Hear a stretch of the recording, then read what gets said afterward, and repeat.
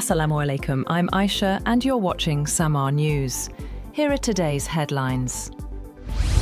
President Donald Trump has ordered the deployment of the Gerald Ford aircraft carrier group to Latin America, the largest US military buildup in the Caribbean in years. The Pentagon says the move will boost operations against illicit networks that threaten US security in the region. The show of force, however, goes far beyond counter-narcotics needs, marking Washington's most assertive move in Latin America yet.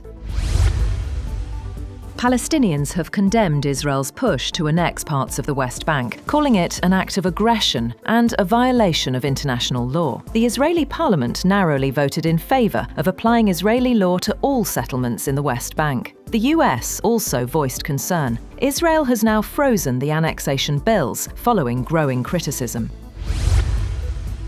US Secretary of State Marco Rubio says any international security force in Gaza must include countries Israel is comfortable with. Speaking during his visit to Israel, Rubio said Hamas will have no role in Gaza's future governance, while discussions on a possible role for the Palestinian Authority are still ongoing. His visit follows Vice President J.D. Vance's trip, aimed at advancing President Trump's Gaza peace plan.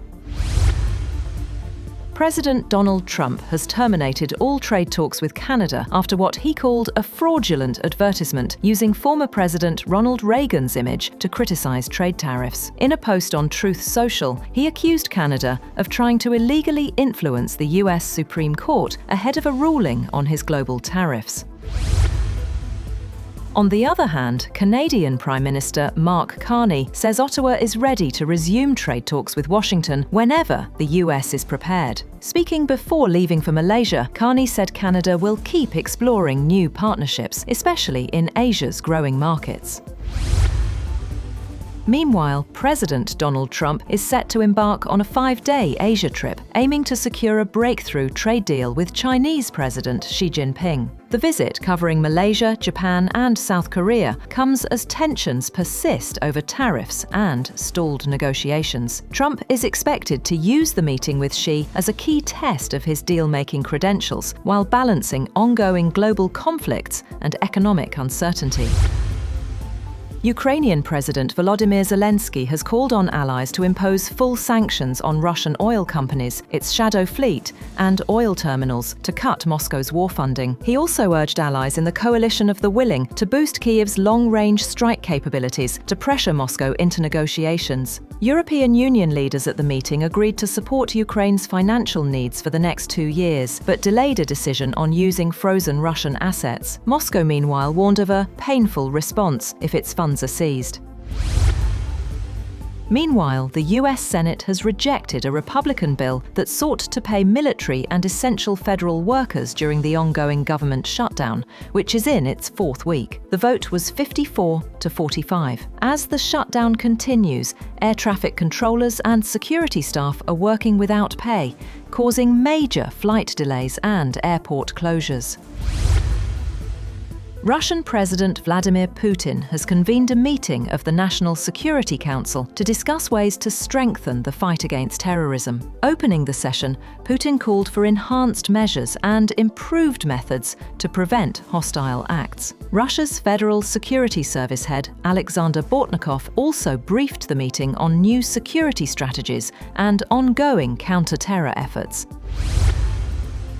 Separately, President Putin has called the new US sanctions on Russian oil companies an unfriendly act that harms the recent recovery in bilateral ties. Speaking to reporters, Putin said the proposed leaders' meeting in Budapest was suggested by Washington, but must be carefully prepared. He added that while the sanctions may have some impact, Russia will not bow to pressure and remains committed to dialogue over confrontation.